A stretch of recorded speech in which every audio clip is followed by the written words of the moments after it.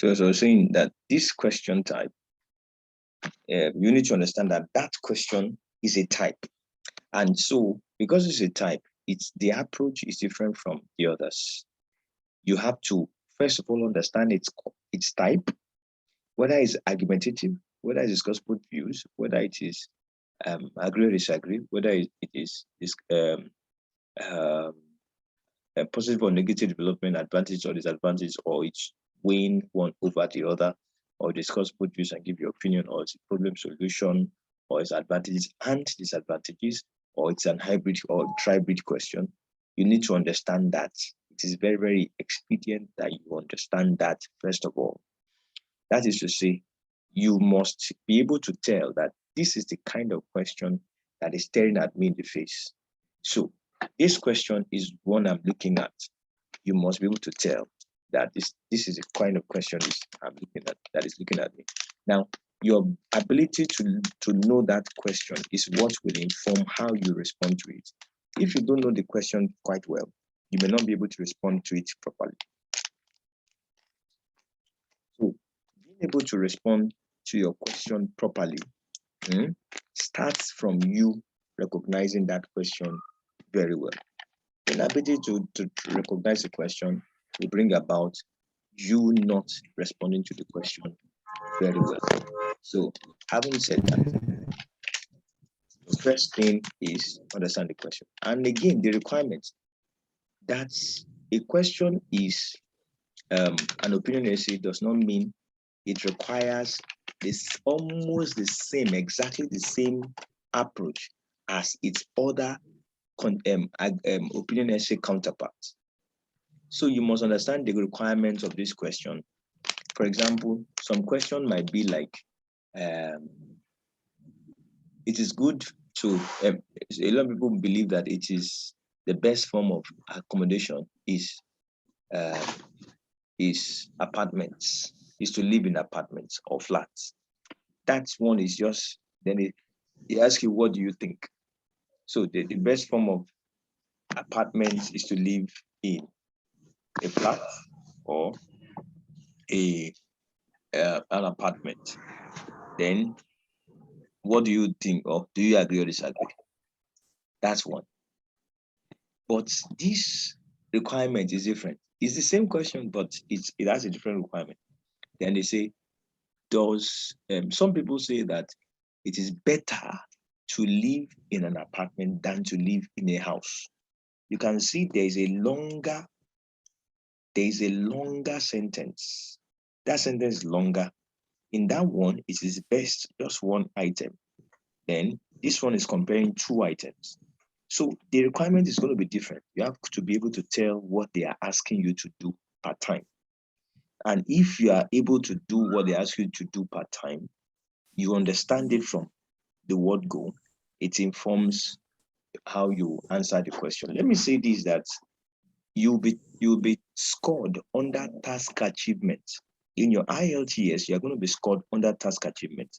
Now, being scored under task achievement getting a very high score under task achievement starts with you being able to understand the question type and its requirements. So we can't overstate it, and we can't talk about it too much. Then, so I hope I will need interaction now. I hope you understand what I mean by understanding the question type and its requirements. Please respond. Yes, sir. Yes, thank you very much. So if maybe network from your end is not so good and you can't respond via audio, please chat in your response. I'll be willing to get all the feedbacks necessary from this point on. Okay. So now the next thing is to talk about your stance. I mean, here it is an opinion essay. I'm expecting that you take an opinion, you take a side. So you take your side. I'm expecting that you take sides here. So here, what side are you on? What side do you want to go for? Now, I for one is going for I'm going for character. Here they are saying, does character help to achieve success than qualification? Because that's what the question says. Here they said many people have the opinion that qualification is more important to success than character.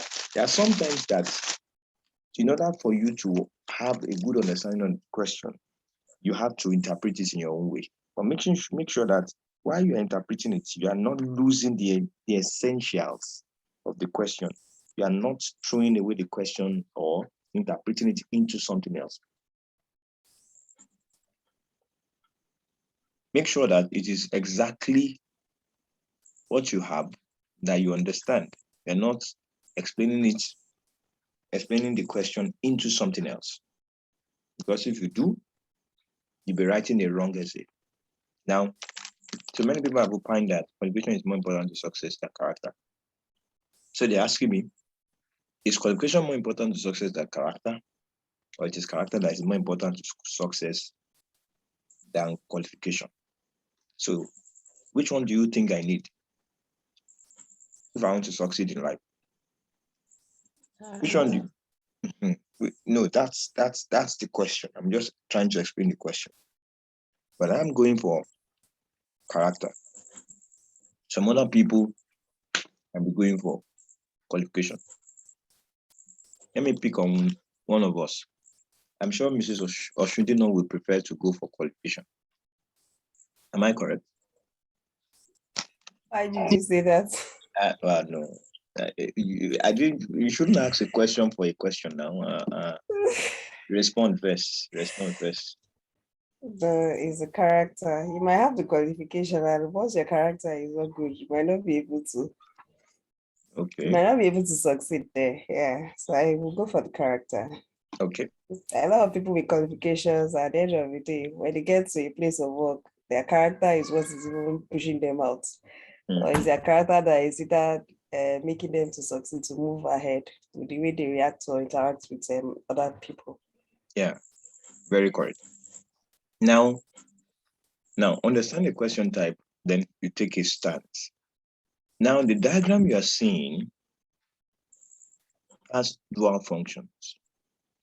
Number one, the typical opinion essay has three sides, as you have seen up there, has three elements.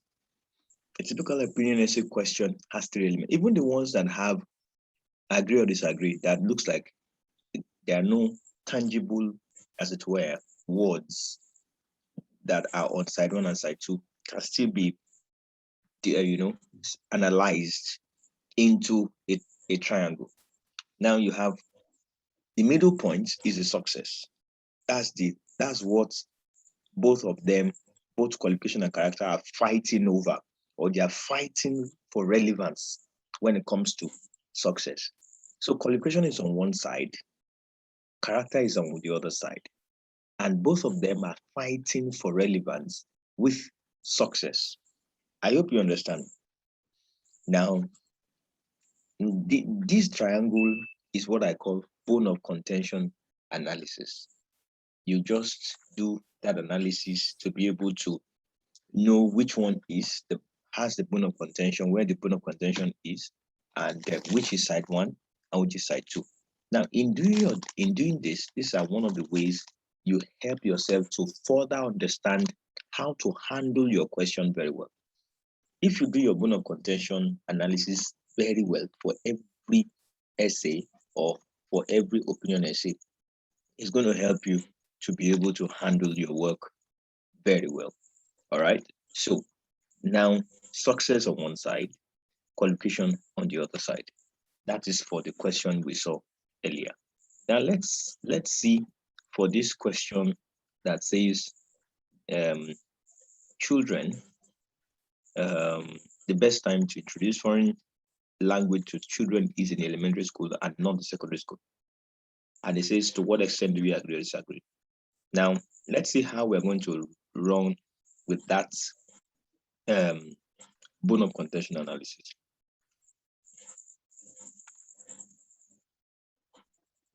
So this is the bone of contention analysis for that one. Children learning foreign language in elementary school. That's the bone of contention. You could either agree or disagree. So where do we put the secondary school and elementary? Now, there are several ways to get that done. We have said here, I don't want to, the reason why I didn't put secondary school is because I don't want it to look too long. Children learning foreign language in middle school, I could just say, and not in secondary school. Okay, you can see it's quite long, but that is how we should get it done. Okay, all right, so there, same thing here. Foreign language learning in elementary school, not secondary. Okay, so we have done that. Now we can say agree on one side, disagree on the other side. However, we can also say learning of foreign elementary school on agree should be in on agree side should be in primary elementary school. On what's it called now? Disagree side should be in secondary school. I hope you understand. Yes, I understand, because you have to agree on one and the Yes. other. Yes. Yeah. So that is how you do your bone of contention analysis. And in doing it like that, it becomes quite easy for you to drive along as you go on from here. So let's move on. The next thing, number 3, is you do. Sorry Yes, to. I'm listening. So it would be, I agree that elementary school so. Then I disagree that in secondary school so. Right?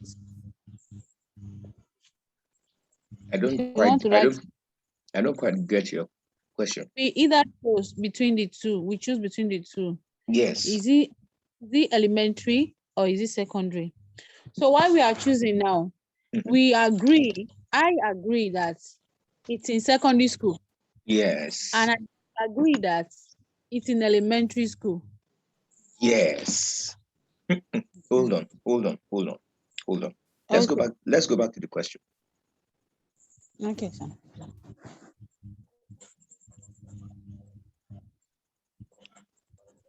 This is the question. The best time to introduce foreign language to children is in the elementary school and not the secondary school. Do you agree or disagree? If you agree, you are saying yes, elementary school, not secondary school. If you agree. But if you disagree, you are saying secondary school, not elementary school. But how do you put it? Because IELTS could be very, very complicated. You'd say, in this essay, I'll show the reasons why I agree with this. Okay, or let's say the reason for which I agree that foreign language should be taught to school children in primary school will be highlighted here. The reason for which I agree that foreign language should be taught to children should be introduced to children in elementary school will be highlighted here. That is agreed. Okay.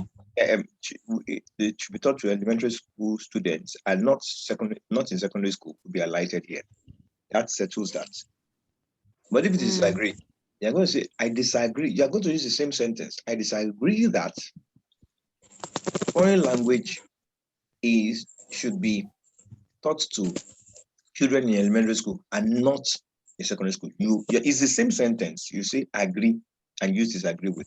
But in your writing, your disagreement means that it should be in secondary school, not in the elementary school. Because you can't, if you have to use agree or disagree, you won't twist the sentence. You still use the sentence, I agree with that sentence, I disagree with that sentence. You are not going to twist the sentence. I hope you understand what I mean by that. That means we'll stand, it's not dividable. We are on one side. No. I agree that children should be taught foreign language in elementary school and not secondary school. I disagree that children should be taught foreign language in elementary school and not second. Okay, I disagree? Yeah, disagree. I disagree that children should be taught foreign So can language you talk in elementary school. You the said? way you are telling me? Can you type it out the way you are saying it by mouth? Maybe I need to write it out so I can get it. As you're explaining by mouth, I'm not understanding. Maybe you should type it. Okay. I'll write it down and I'll understand. Personally, for me, I don't know for others. Just hold on. Okay. Now,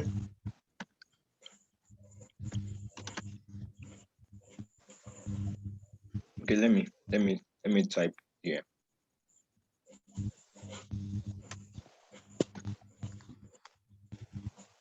So agree in this essay,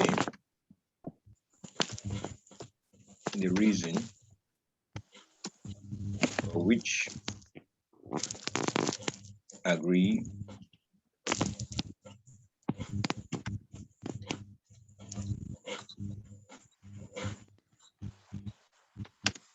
that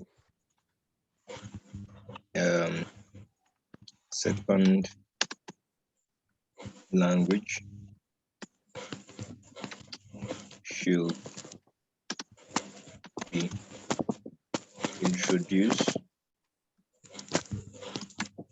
to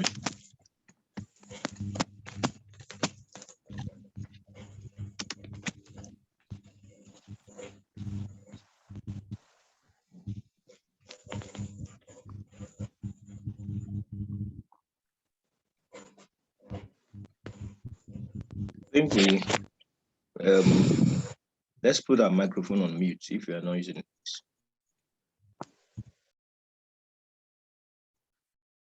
Okay, so should be introduced to children of primary school and not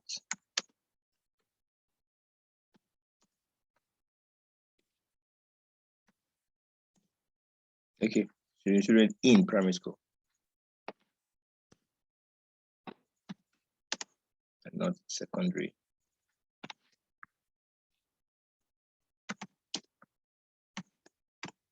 Now that's for agree. Okay. Now for disagree, the same sentence.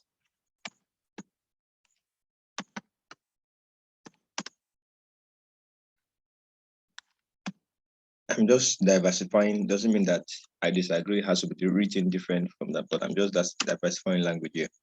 This essay will show reasons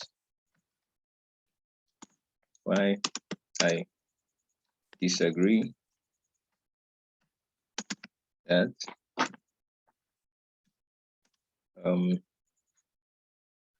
foreign language should be introduced to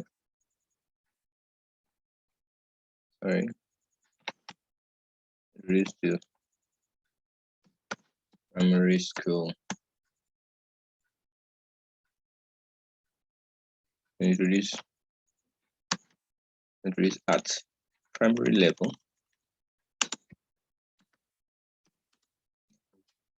not secondary level. Now, so this is the same thing, but if you agree, there's nothing to change. If you disagree, you bring the same thing, but here you are saying secondary level, not primary level. That's what you are trying to say, despite the fact that you didn't change it. This is English. Despite the fact they didn't change and bring the secondary level to the front and primary level to the back, you are still saying, no, I don't believe it should be in the primary level. It should be I believe it should be in secondary level. I hope you understand it now. Yes, I understood what you were saying. So But the question? what is you wrote agree, you wrote disagree. So let's assume I want to answer the question. I want to agree. Does that mean I'm going to speak on the agree alone? As Now, you type this, and I'll build on that. Or right. I won't have to talk about disagree. now, if you are going to talk about agree, you are going to raise points on agree alone, on reasons or benefits why it is better to be raised in primary school. Let me give you one or two. They are talking about every child, everybody at their tender age has higher level of reception. That's one. That's why you agree. So children can retain information at a very high level at this stage. That's one. Number two, you are saying that children have less academic engagement, and so they have all that time to be able to handle the things that they need to handle as it comes to second language acquisition. Those two. Now, you have just raised points on the two on primary level or primary school, the benefits of doing that in primary school. Once you are doing that, you are going to be contrasting it to that same point. So if we are saying children have higher level of reception, okay? So you are saying, you are going to contrast it with the fact that if it is secondary level where that ability to retain information has reduced, raising or introducing secondary school, introducing secondary language to them at that level will not do them any good, because their ability to receive and retain information has been reduced, unlike in primary school. So you're going to be contrasting it with that. Now, okay, that's one. Then number two, we talked about what was the point for second from it, number two? Number 2 point, we were talking about they have less academic workload. All right. Now, having less academic workload means that we are going to be contrasting it and comparing it with secondary school level, where they have more subjects to write, which means that they may not be able to retain, they may not have the capacity to carry out, to take the rigor of learning an international language at the secondary level, where in actual fact in primary school they don't have so much subjects to do, and so they can afford to take in an extra subject. You are going to be contrasting. I hope you understand now. The same thing with, if you raise it for secondary level, you're going to be contrasting it with the primary level. Secondary level probably they now have an idea. Let's say number one, they have idea of career path and how useful some subjects that they do can be to them. And so here they would be able to put in their efforts in learning the language than if it were in primary school, where children at primary school don't know beyond. They have not started talking about career path, so they don't know beyond food, sleep, play, and all whatnot. But here, secondary school, career path and vision of future has begun to take shape gradually. And so teaching them French can be very, very useful. Now, I hope you understand what I'm saying here now. Hello, is she still there? Yes. Okay. All right. So any other question, please? Okay, in the absence of that, I hope you will all understand this. Please, Thank you, sir. okay. We wanted to say something. Yeah, I'm just trying to tell you that I've understood better. You pick one, then you put your reasons why you chose that one. Yes, please. Yes, that's all. Thank you, sir. You're welcome. Now, going forward,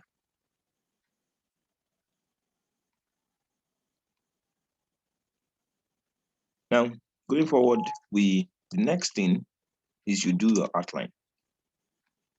Outline, plan, brainstorm. You raise points, 2 points, because you are doing opening essay now. You are not expected to raise more than 2 points. Raise 2 points for which you are going to argue, with which you are going to argue out your point. So you raise 2 points that is going to help you to, lay your points down and explain it better. All right. So you need to raise 2 points here. In other places, I must say, there are what's it called now? For example, here under hybrid, it depends. You can raise as much as you might be required to raise as much as 6 points, depending on what the nature of the question. On advantages and disadvantages. This is plural. We said two. So you might be required to raise 4 points here. Here, you 4 points, but it's problem and solution. So 1 problem and its solution, that's 2. Another problem and its solution. So so that is that one. Now let's quickly please log on back and let's log out so that before we go. Okay. Before we go. Do you want to ask a question? Can we take your question? Yes, even I want to ask, even when it's just saying discuss a problem and give solution, it has to be 2-2. It has to be a problem solution. When he's not even having a plural here. Now that's what I just want to know. Yeah, the thing is, if you don't raise 2 points and their corresponding solution, remember you have to write for 250 words. 250, yeah. Can you make one word? What would you be talking about in a solution that would make up for what you didn't make up, what you couldn't write in discussing the problem if you just had one each? Okay. Typically, solutions are like 2 sentences max, 3 sentences max. Some solutions are just 1 sentence. So I wonder how you want to develop 1 point to the point of having maybe 180 words, because typically your introduction is 30 words, conclusion is around 10 to 20 words, that's 50. So problem solution would now take about 200 words. It's unrealistic. So the best thing is you go for 2. Yeah. I have not seen I've seen it before, but the recent practice is that you raise 2 points. I've seen situation where people wrote 1 point essay and is developed, but the recent practice is 2 points at least, and then you go on to build every other thing. I hope you understand. Okay. Thank you. Yes. All right. So let's move on, and I want you to please join immediately.